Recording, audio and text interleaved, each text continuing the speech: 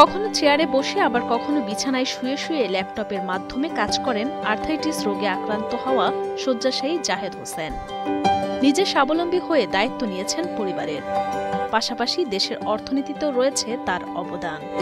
যে মানুষ কখনো একটা টাকা ইনকাম করবো এটা ভাবি না, আল্লাহর রহমতে আল্লাহ আমাকে ওই পজিশনে নিয়ে গেছে। আমি $5 ইনকাম করছি প্রথম, অনেক কিছু আলহামদুলিল্লাহ। তখন আমি আসলে খুশিতে কান্না করছি। আমি এখন কানাডার একটা ওয়েলনেস কোম্পানিতে চাকরি করি, আবার পাশাপাশি ইউএসএতে একটা ওয়েলনেস কোম্পানিতে জব করি পার্ট টাইম।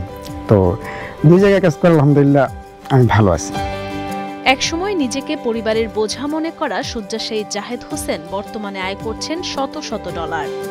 বর্তমানে কানাডার একটি ওয়েলনেস কোম্পানির ভার্চুয়াল অ্যাসিস্ট্যান্ট তিনি। পাশাপাশি যুক্তরাষ্ট্রের একটি প্রতিষ্ঠানে পার্ট টাইম চাকরিও করছেন অদম্য এই যুবক। আমি যে কখনো এই পজিশনে আসবো বা আমি যে কানাডায় জব করব, আমি যে এখানে আসবো, এটা আল্লাহর রহমত।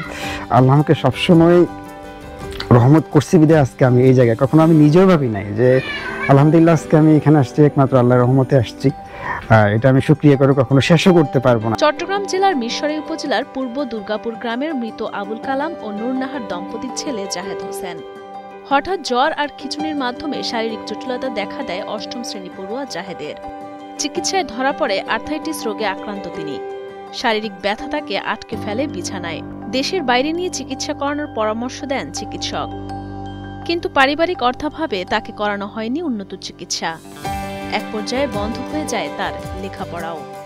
8ম শ্রেণীতে পড়ি, তখন থেকে আমার একটা হাঁটুতে ব্যথা শুরু হয়।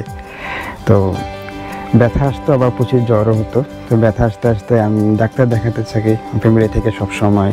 তো ডাক্তাররা সবসময় পেন কিলার দিতেও পেন কিলার খেতাম।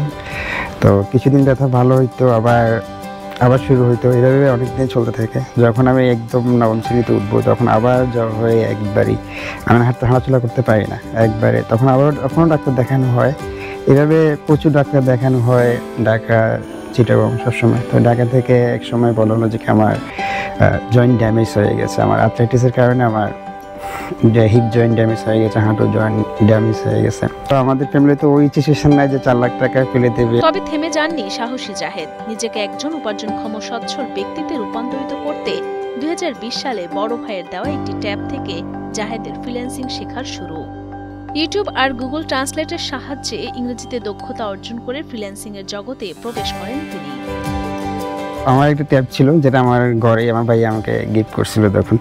তো একটা ট্যাব ছিল, ওই ট্যাবের মধ্যে আমি অনলাইন ইউজ করতাম, ওইটাতে সময় কাটাইতাম সবসময়। একটা ভাইয়া যিনি ঢাকাতে, ওনার একটা আইটি সেক্টরের কোম্পানি আছে, তো ওনার নাম হচ্ছে তমাল। তো উনি আমাকে নক দিল যে উনি কীভাবে জানছে আমি জানি, হয়তো গ্রুপে ডিজেবল পার্সন যে গ্রুপগুলো আছে ওইখানে দেখেই ভেবে নিয়েছে আমি ডিজেবল পার্সন। উনি সবাইকে নিয়ে একটা কাজ করতে চাচ্ছিল। তো উনি আমাকে জিজ্ঞেস করে যে কি আমি কিছু করবো কিনা। তো আমি ভাইয়েরা বলতেছি যে কি, তোমার ভাইয়েরা বলতেছে যে কি হ্যাঁ আমি কীভাবে করবো, আমি তো সবসময় ব্যথার সাথেই যুদ্ধ করি, ওরা করতে পারলে তুমিও পারবে। তো তখন আমি খুঁজে একটা ওয়েবসাইট বের করেছি যেটার নাম হচ্ছে কোডপেন।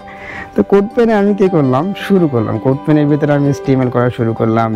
আস্তে আস্তে আমি শিট বানালাম, একটা রুটিন তৈরি করছি। আমার এখানে একটা রুটিন লাগানো ছিল সবসময়। তো আমি কোন টাইমে কোন ক্লাসটা করবো নিজে, আবার ওই ভাইয়া আমাকে সবসময় গাইড দিত। এরপর আর পেছনে ফিরে তাকাতে হয়নি জাহেদকে। প্রতি মাসে আয় করছেন শত শত ডলার।